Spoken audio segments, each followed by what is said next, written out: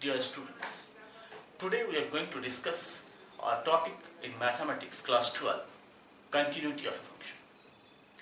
Let us first understand in simple language what is continuity. By the word continuity only, we can understand that anything which is continuous, which is not broken or which is not scattered. Let us take a practical example. At our homes, supply of electricity is from the powerhouse and that is supplied through cables. Now if by any means the cable is disconnected or broken at any point, then from that point electricity is not supplied further because the electrons don't get the path to flow. In this condition we say that there is no supply of electricity. Its continuity has broken because the cable is disconnected. Now in mathematics we define continuity by studying graphs. We shall study two types of graphs. Let us look at the first graph. We have some values of x and y, and by joining them we draw a graph. Here we can see that while drawing the graph we don't need to lift the pen from the initial to the final point. We are not lifting the pen while drawing the graph at any point during the drawing of this graph. So we can say that this system is continuous.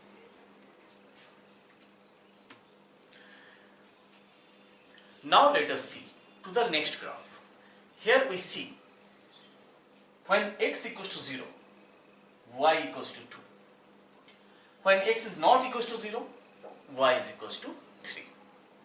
Now what we see here is when x is 0, y equals to 2, we mark it on the y-axis with a dark circle indicating closed interval. Now we have values on either side of the origin, that is towards the left of the origin and towards the right of the origin for values of x, and for all those values of x the value of y is 3. Right? So at only one point when x is 0, y is 2. At any other point other than 0, the value of y is 3. So now if we mark the points, values of x and y, which are towards the left of the origin and which are towards the right of the origin, we have points like this. And now if we join all these points on the left hand side and the right hand side, we join the points like this. We join the points like this. But look at this point. Look at this point here. On the y-axis, when x is 0, y becomes 3. But according to the condition, y is not 3 when x is 0. So the value 3 here is not to be taken because at x equals to 0, the value of y is 2. So what happens if you have to continue with the drawing of this graph? So we have to lift the pen here and then again start from here, proceed like this. That means we are lifting the pen once at this point and hence discontinuous. So this is called discontinuity. That means continuous means we are not going to lift the pen while drawing the graph. But at this point we can clearly see that the pen has to be lifted and hence this system is discontinuous. So we now understand in simple language what is continuity. That is, if we draw a graph without lifting the pen at any point, the function is continuous. And if we have to lift the pen while drawing a graph, the function is discontinuous. So in class 11 we have already studied about the topic limits. So here we will use the concept of limits to find out whether a function is continuous or not. So for a function to be continuous, the condition is limit x tends to a, fx is equals to f of a. A denotes a constant value like 1, 2, 3, 4, etc. and fx denotes a function. So limit x tends to a, fx is equals to f of a, where a denotes a constant value 1, 2, 3, 4 and fx is a function. Now if you see to this function the limit x tends to a fx equals to f of a, and if left hand limit is equals to right hand limit, that we have studied in class 11. So if left hand limit is equals to right hand limit, we say that the limit exists. So when we find continuity of a function, we will see whether the limit exists or not. If the limit exists, that is left hand limit is equals to the right hand limit, then we put the value of the point at which continuity is to be found in the given function, and if we see left hand limit equals to the right hand limit and is equals to f of a, we say the function is continuous. If any of these three does not match, we say the function is discontinuous. So for a function to be continuous, we have to have the left hand limit equals to right hand limit equals to value of the function at a, at the point. This is the point at which the continuity is to be checked, or we want to see the continuity at this particular point a, the point of continuity. Now if the left hand limit equals to right hand limit, we say that the limit exists. In class 11 we have studied about this, how when does a limit exist. So when we find that the left hand limit is equals to right hand limit, we say that the limit exists. So when we find continuity of a function, we will see whether the limit exists or not. And if the limit exists, that is the left hand limit is equals to the right hand limit, then we put the value of the point at which continuity is to be found in the given function. And if we see that the left hand limit is equals to right hand limit equals to f of a, we say the function is continuous. If any one of these is not correct, is not equal, then we say that the function is discontinuous. So for a function to be continuous, we have to have the left hand limit equals to the right hand limit equals to f of a, the point of continuity. Now let us take an example.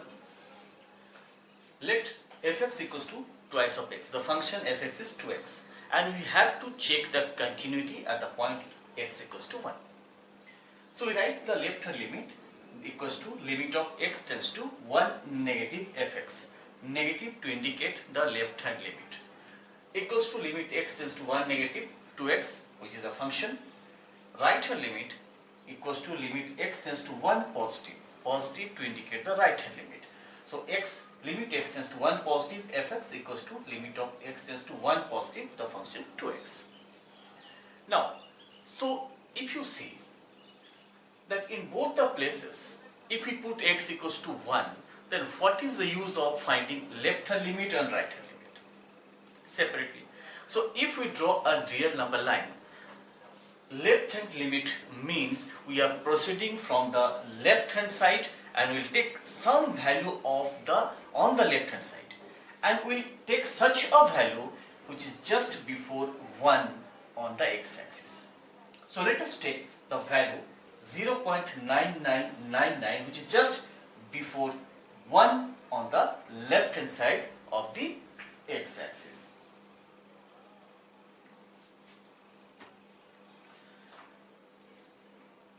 So if we now put the value of x equals to 0.9999 in the function fx in the left hand limit,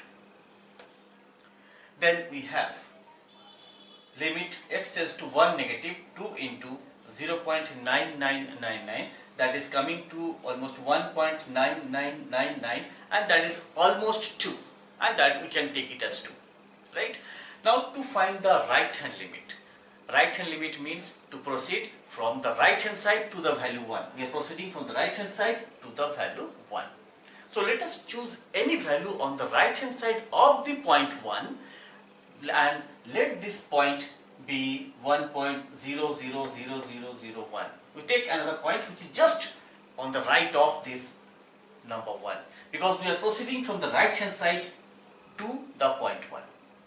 Now to find the right hand limit, limit x tends to 1 positive 2 into 1.0001 is also approximately, that is almost equal to 2. So we can see that the left hand limit is 2 and the right hand limit is also 2. That means the left hand limit is equals to the right hand limit, and hence we can say that the limit exists.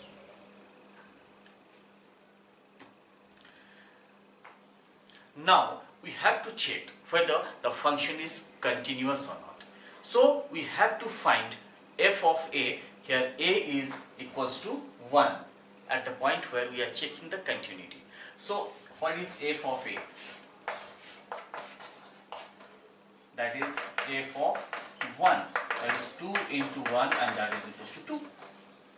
So you get f of 1, that is equals to 2. So what we find is that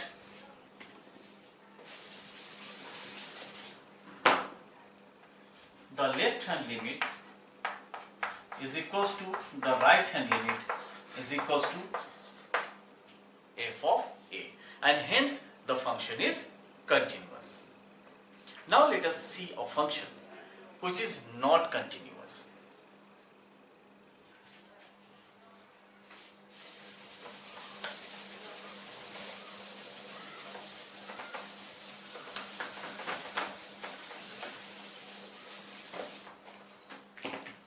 So now let us take the function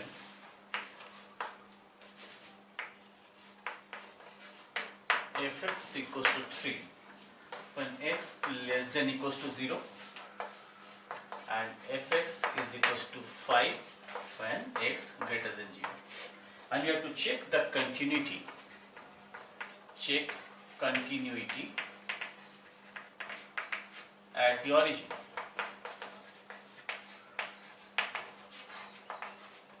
Right. Now let us first draw the graph of this.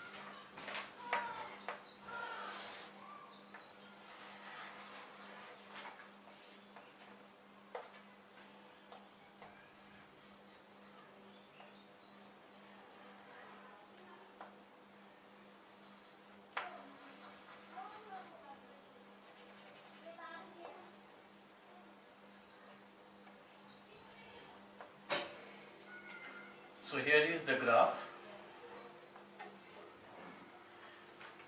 This particular part of this graph indicates all those values of x and y which are 0 and less than 0. That is, values of x at 0 and less than 0, the value of y is 3. And for all the values of x greater than towards the right of this origin is 5. Now if we start drawing the graph, what we find is we join the points like this, we come here. Now you cannot go like this. We cannot go like this, because on this line, on this y-axis, only when x is 0, the value of y is 3 and not any other value. So obviously you cannot move along this line, so you have to lift it and again start from here to draw the graph. So what you find that we need to lift the pen in order to draw the graph. Hence, this function is discontinuous. Now, we have proved that the function is discontinuous by drawing the graph. Now we will prove it mathematically. That is by finding whether the limit exists or not. And we have here left hand limit is equals to limit of x tends to 0 negative of fx. 0 negative of fx is 3, and right hand limit equals to limit x tends to 0 positive of fx is equals to 5. So what we find here is that the left hand limit is not equals to the right hand limit, and hence we can say that the limit does not exist, and so the function is not continuous, or the function is discontinuous, and x equals to 0 is the point of discontinuity. Is it clear?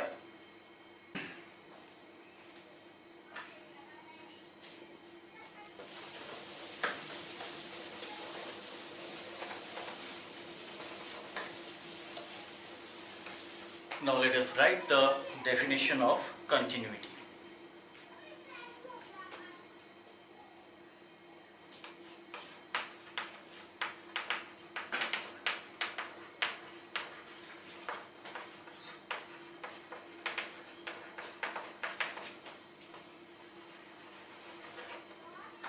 Suppose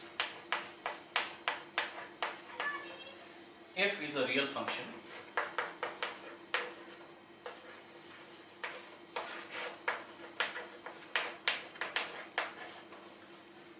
on a subset of the real numbers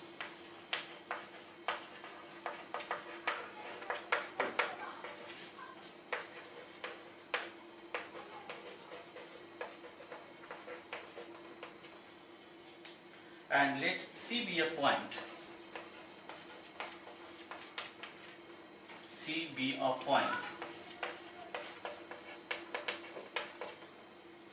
in the domain of F. In the domain of F, then F is continuous. Then the function is continuous at C if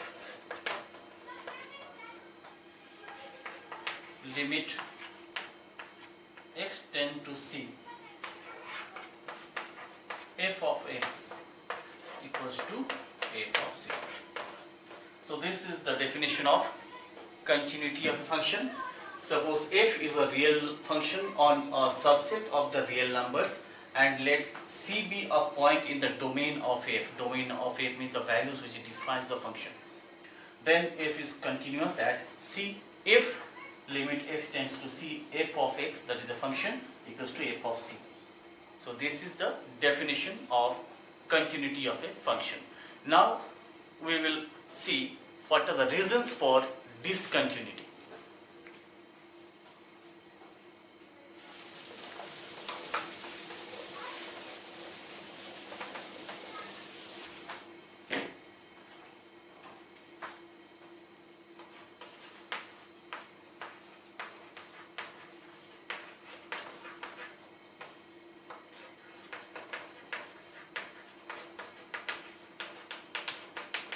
The reasons for discontinuity. Number one, limit x tends to a, f of x does not exist. Number two, fx, the function, is not defined at x is equals to a. And third, limit x tends to a, f of x is not equals to f of a. So these are the three conditions when you can say the function is discontinuous. First of all, limit x tends to a, fx does not exist. That means the left hand limit and the right hand limit are not equal. Fx is not defined at x equals to a, that means the function is not defined at the point x equals to a, that is the point where we are trying to check the continuity of the function. And limit x tends to a fx, that is the left hand limit is equals to the right hand limit but is not equal to the value of the function at the point at which the continuity is to be formed. Okay, so these are the three conditions which are the reasons behind discontinuity of a function. Let us take another example here. Fx is 2x plus 3 at x equals to 3 means you have to check for the continuity of this function fx at the point x equals to 3. Now here we have to note something, that is left hand limit is equals to limit x tends to 3 negative fx that we write, and right hand limit is limit x tends to 3 positive fx. 3 positive and 3 negative because you have to check the continuity at the point 3. So you have to take the values to the left of 3 and to the right of 3, that is why it is 3 negative and it is 3 positive. Now if we are to take values on the left hand side, that is if you are approaching the value 3 from the left hand side, then you have to select values, or you have to take values which is just less than 3. So we can take only values of 3 which are less than 3. So suppose we take the value 2.9999. So what is, we can write it as x equals to 3 minus 0.0001. We can write this one is this. That means a value which is very small, means very close to 3 but not 3. So if we have taken 2.9999, we write it as 3 minus 0.0001. We can take another value like 2.999999. Again we can express this as 3 minus something. So we don't know actually which value to take, which is less than 3. So you can take any such values. There are infinite such values which can be taken. So we are not clear to which particular value should we take. And that is why we take it as x equals to 3 minus h. This number, this total, is represented as 3 minus h. So this part is h. So h represents that this particular part which is being subtracted from 3. Right? So if we take x equals to 3 minus h, then we express this function and the limit in terms of h. Now see, if we say if x approaches 3, that means if x becomes 3, then what will be the value of h? 0. So as x approaches 3 means x tends to 3, h tends to 0. Now limit x tends to 3 negative fx equals to limit x tends to 3 negative 2x plus 3. So here you can write now this function in terms of h, that is limit of h tends to 0, twice of, in place of h we write 3 minus h plus 3. Putting the value of h equals to 0, we have got the left hand limit equals to 9. In the similar way, if we see to the right hand limit, we have to select values which is just greater than 3.